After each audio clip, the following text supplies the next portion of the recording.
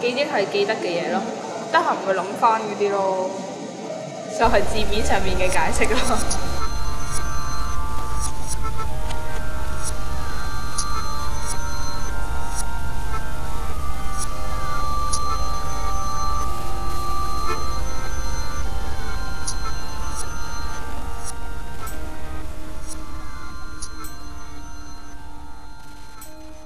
如果你要諗嘅時候咧，即係如果你夾硬要諗嘅時候咧，就唔會有啲乜嘢任何嘅感覺。但係如果你無啦啦因為有一啲嘢 touch 到你而你諗起咧嗰陣時記憶呢樣嘢係好令人要好多嘢諗，好多好大感覺嗰啲咧係咁。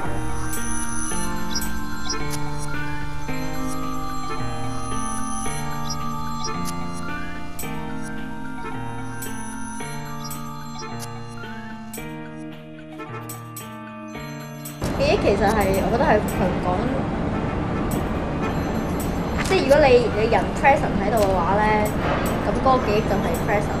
即係如果冇咗嗰個人就，其實就唔會有記憶呢樣嘢咯，因為冇人去 consciously 去知道呢樣嘢。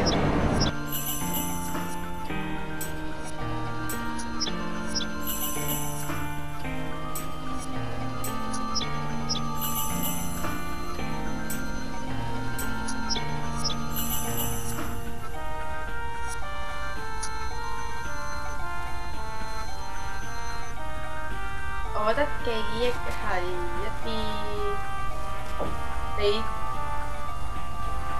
點講啊？你選擇性嘅喺你腦入面嘅一啲影像咯，係咯，有一啲某一啲嘢咯，經過你自己個腦修飾過啊，有諗過嘅嘢。